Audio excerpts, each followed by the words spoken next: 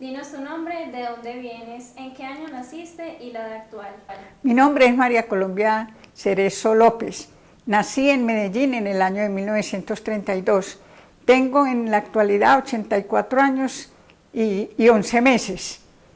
Dinos tu nombre, de dónde vienes y en qué año naciste. Mamola. La mola del año. Aquí lo que hay que decir es el nombre. Francisco Fresoso Santa Rosa, español, nacido en Madrid, eso sí, hace muchos años. ¿Cómo fue tu infancia? Mi infancia fue maravillosa. Éramos 5 hermanos y nos criamos en unas casas muy amplias, muy buenas. Teníamos una casa maravillosa, un solar lleno de orquídeas, de frutales, y fue una niñez muy linda. Mi infancia fue propia de los españoles que nacimos al filo de terminar la Guerra Civil Española. Entonces yo, mejor dicho, era un niño cuando estaba la Guerra Civil Española, que fue del 36 al 39. Yo había nacido pues unos años antes de empezar la Guerra Civil. Por lo tanto, la infancia de uno era a través de correr, porque venían los aviones de los nacionales a bombardear Madrid, que era la capital del país, de España, y a su vez era republicana, porque la república fue instaurada a través de unas elecciones, y los generales que acompañaban a Franco dieron un golpe contra la república, porque la república, claro, tenía un matiz político que no les convenía a ellos, y entonces uno ha tenido una infancia propia de aquella época, corriendo, porque nos tocó en la república, corriendo a recibir a los niños que nos daban alimento extra para poder sufragar, poder llevar la vida, porque era muy difícil, porque no había abastecimientos. Entonces a los niños la república nos dio una preferencia y había comedores para los niños. Y yo iba con mi hermano, que era mayor que yo, íbamos a comer a los comedores que tenía instalado la república con ese fin, de alimentar a la niñez. Qué lástima, pero los niños de ahora tienen muchos juguetes, mucha tecnología, pero no tienen vida propia, no tienen infancia, no tienen alegría. Es una vida más bien postiza o llegada al último extremo del modernismo. Los niños de ahora tienen a su vez todas las opciones, porque los estados tratan de que la juventud, la niñez, sea que el futuro tenga un porvenir mejor. Por eso, inclusive aquí en Colombia, se ve el desvelo que tiene el Estado por crear una juventud que tenga mejor situación que la anterior, que la que tuvieron inclusive sus abuelos. Eso se da a entender y se ve palpablemente con creaciones como el Instituto Colombiano de Bienestar Familiar, que acoge a los niños que están desprovistos de padre y madre, los que están abandonados. En los estados actuales tienden a que haya un porvenir promisorio para los niños, cosa que no se podía hacer en la época en que yo nací, al filo de la Guerra Civil Española. ¿Cómo fue tu adolescencia? Mi adolescencia, maravillosa.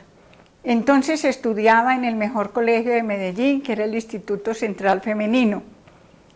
Y allí pasé los mejores años de mi adolescencia y a los 17 años me gradué allí como profesora.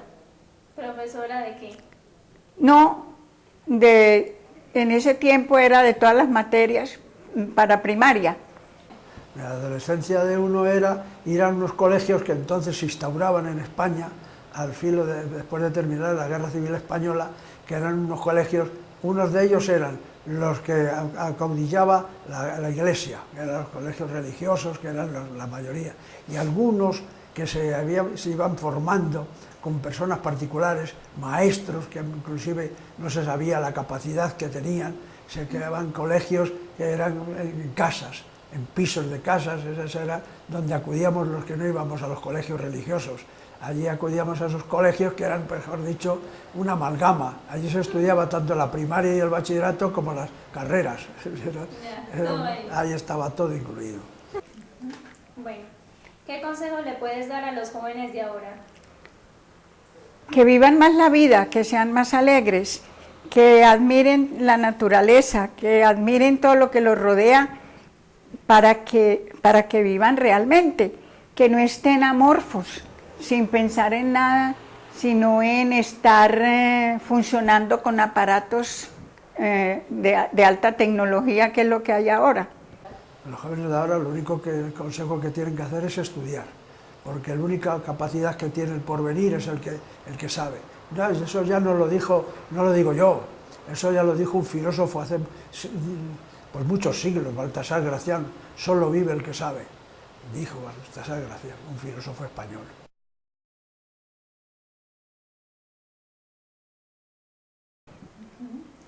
Bueno, ¿cuál fue la época más difícil de Colombia que hayas vivido? Pues me tocó vivir el 9 de abril. Estaba muy jovencita, llegamos al colegio y nos dijeron: ¡ay, mataron a Gaitán! Váyanse para la casa. Entonces siempre hubo algunos problemitas en Medellín, entre ellos quemaron un periódico de ese tiempo que se llamaba La Defensa. A nosotros nos dio mucho susto, pero afortunadamente no nos pasó nada. ¿Pero cómo fue eso? ¿Hubo alguna revolución o algo así? Pues en Bogotá fue terrible. Hubo muchos muertos, bastantes almacenes fueron quemados, tranvías, que era lo de ese tiempo, carros, y siempre fue una cosa supremamente fuerte. Jorge Eliezer Gaitán fue uno de los más carismáticos y populares líderes del Partido Liberal colombiano. Grandes multitudes se congregaban cada vez que Gaitán pronunciaba un discurso público. Él fue alcalde de Bogotá, fue ministro de Educación, llegó a ser un ídolo. ¿Y era la guerra entre quién contra quién? Ave María, como siempre, como era en ese tiempo, entre liberales y conservadores. ¿Quién eran los liberales?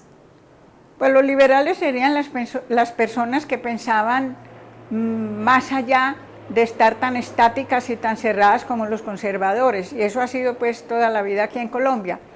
Y después de eso, muchas personas de los pueblos tuvieron que emigrar a las ciudades, porque si eran liberales los mataban, y si eran conservadores también. Ay, no, qué horrible. Okay. ¿Cuál fue la época más difícil de España? ¿La guerra? Después de la guerra civil.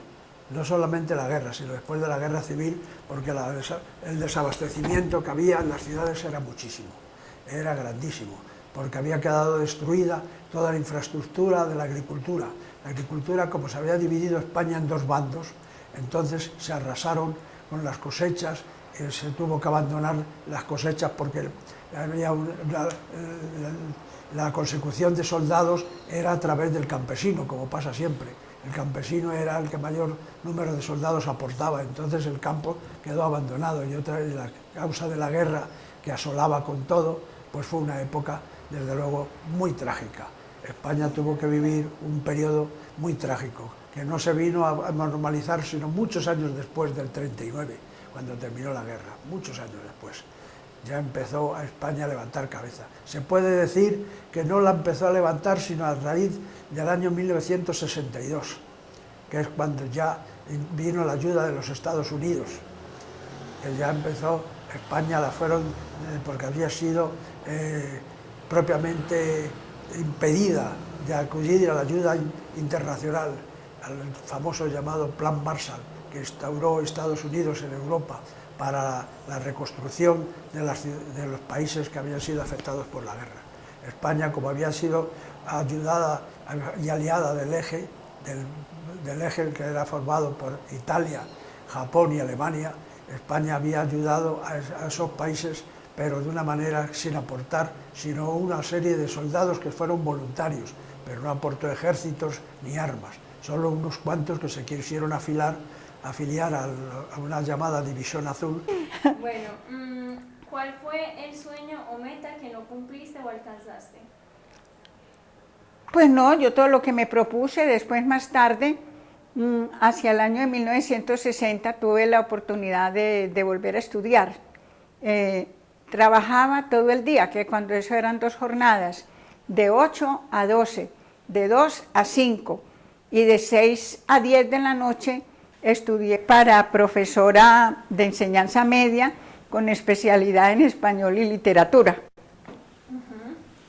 pero algún sueño como, no sé, viajar a algún lugar. Ah, no, afortunadamente yo tuve la oportunidad de conocer varios lugares en mi juventud.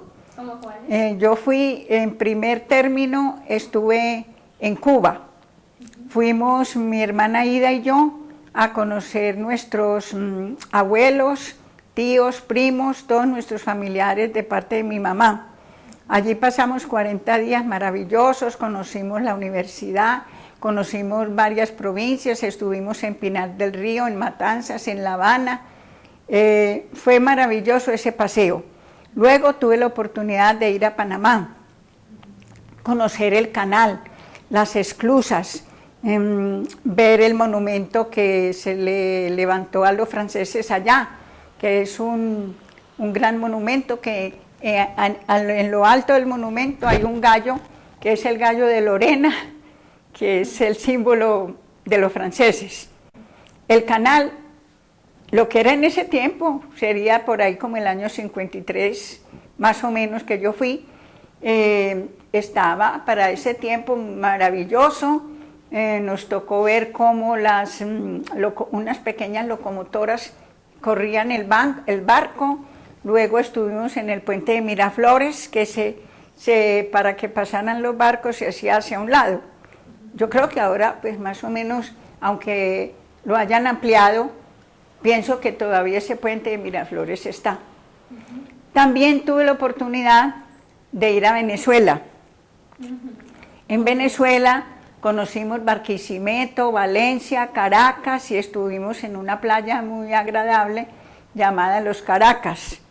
Era una región muy próspera, no tenía nada de agricultura. Las papas y las zanahorias y todas las legumbres eran traídas del Canadá, pero sí tenía mucho comercio de productos extranjeros, aceitunas, frutos secos, porque había entonces mucho italiano que había venido a vivir allí. Entonces los italianos tenían almacenes, los españoles tenían restaurantes, los portugueses eran los panaderos. ¿Sí, aparte de Venezuela? Aparte de Venezuela, estuve en el Ecuador.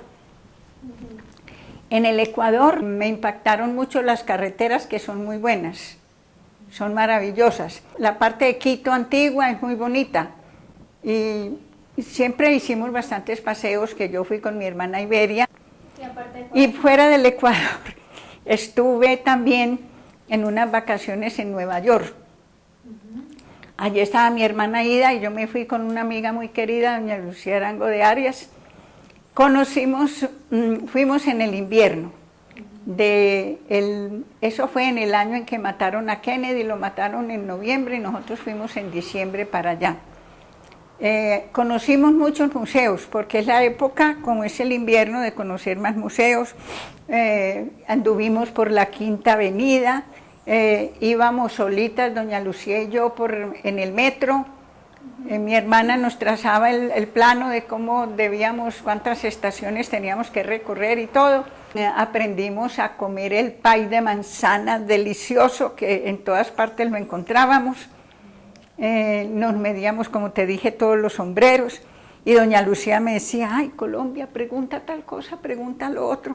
Pensaba que yo sabía mucho inglés y yo a duras penas sé cualquier cosa. Un día nos encontramos para subir al tren, al metro, con una persona que nos estaba preguntando en inglés como qué metro se cogía o a dónde llegaba, y yo, haciendo un gran esfuerzo, me puse y en inglés le di las indicaciones, y no sé en qué momento nos dimos cuenta que ella era bogotana y yo era antioqueña, después de haber machacado el inglés. Pero bueno. ¿Tuviste la oportunidad de conocer España? Ave María, fíjate los lugares que he conocido, fui al otro mundo. Fuimos, después de 2 años de casados. Entonces yo, que me casé pues con Francisco Frechoso Santa Rosa, un español que conocí aquí en Medellín. No tuve que ir a ninguna parte para ir a conocerlo. Entonces, a los 2 años de casados, no, al año, nos fuimos a San Andrés. También estuvimos en San Andrés y disfrutamos de las delicias de San Andrés de aquella época. Y luego, al año siguiente, fuimos a España a pasar el verano. Es un paisaje distinto, es maravilloso. Allí también estuvimos en los museos, anduvimos por muchos lugares, fuimos a Zaragoza, a San Sebastián, estuvimos en Valencia y en la playa también. Bueno, tu mejor año, o sea, que tú digas un año inolvidable que todo haya salido muy bien. El año en que me casé, 3 años de novia de Paco, y a los 3 años nos casamos un 17 de febrero en el año 68, y luego tuvimos como mucha suerte en todas las cosas. ¿Ah, sí? ¿Cómo viviste? ¿Cómo fue tu llegada a Medellín? La llegada mía a Medellín fue pues, propiamente para traer unas chacinas, unos enlatados a un español que había aquí, que llevaba aquí años residiendo, y un familiar suyo me los dio con el fin de que se los trajese, puesto que sabía que yo iba a venir aquí a Medellín, pues que le trajese esos enlatados, esas chacinas españolas. Y entonces, al llegar aquí, me encontré con otro español que tenía una imprenta, y yo sabía de imprenta, porque mi padre en España tenía una imprenta pequeñita. Y entonces, con motivo de eso, de que la circunstancia se dio, de que yo pudiese ayudarle a ese español en la imprenta, pues formamos una pequeña sociedad así de hecho, sin documentos y sin nada, solo el verbal. Montamos una imprenta. Okay. ¿Pero viniste en barco, avión o qué? Ah, yo vine en avión. Yo fui de los que empezó a inaugurar la línea de Iberia hacia Colombia. En aquel avión, los que veníamos éramos tan pocos, en la clase fuera de la clase económica, éramos tan pocos los que veníamos, que las azafatas nos pusieron a los pocos que veníamos en la clase de primera, porque venía el avión vacío. Entonces nos pusieron a la parte de adelante, a los pocos españoles que veníamos. No veníamos casi gente, creo que eran de los primeros vuelos que hacían, no sé si era Iberia o Avianca, pero ya creo que era Avianca con la compañía que yo vine. ¿Cómo conociste a tu esposa? Pues muy fácil. Yo tenía una imprenta, como he dicho hace un instante, una imprenta con ese otro paisano en una calle que ya ha desaparecido, que es la calle Vélez. Y allí pasaba doña Colombia, pasaba todos los días para ir a su casa, porque ella era educadora en un colegio que había en la carrera Bolívar. Y entonces ella pasaba por allí y lógicamente yo, lo que estaba trabajando, la veía pasar, la abordé y entonces la camelé, como decimos los españoles. Mejor dicho, un conquistador. Sí. Con toda. ¿Cuántos años estuvieron de novios? Pues según lo ha relatado ya doña Colombia, que tiene muy buena memoria para eso, 3 años. Estuvimos 3 años de novios. Qué bien. Bueno, da un consejo sabio sobre los altibajos de la vida. Pues que hay que recibirlos y irlos pasando, que no hay más remedio, uno no se puede oponer a eso. Y la vida tiene eso, porque no toda la vida es pareja, eso tiene sus altibajos, y a todas las personas nos pasa lo mismo. Siempre no es alegría, alegría, alegría, dinero, muchas cosas. No, hay momentos en que no son tan alegres, quién sabe, por cosas que inclusive serán muy pequeñas, pero que uno se entristece o piensa que le va mal. Pero en realidad tendría que ser una cosa muy horrible y una catástrofe espantosísima para que ya uno se sintiera pues como lo peor. Los altibajos, pues lo que hay que hacer es llevarlos con tranquilidad y con resignación y tener muy buena espalda, porque los varillazos que da la vida son muchos. Así que eso es lo que hace falta, que cada uno tenga buenas espaldas y resignación. ¿Ahora qué te dedicas? ¿A qué me dedico? Pues ya llevo haciendo el ejercicio de la paella por más de 38 años, porque después de las imprentas, pues como vi que las imprentas ya era un negocio en el que la inversión era muy grande y no estaba yo en capacidad de acometer esa inversión, pues me dediqué a hacer comida española. Y importé paelleras y fogones y vengo practicando, haciendo paellas pues desde hace 38 años. Ok, bueno, esa es la entrevista, muchísimas gracias. Con mucho gusto, muchas gracias. Ya, eso es todo, ¿no? Sí. Ya está, Sí, ya ya está. está. Bien. Que a estas alturas que nos miráramos como cuando nos casamos y ya no me quiere soltar. Es que esta unión está muy bien. Esta unión está muy bien, ¿para qué te vas a soltar?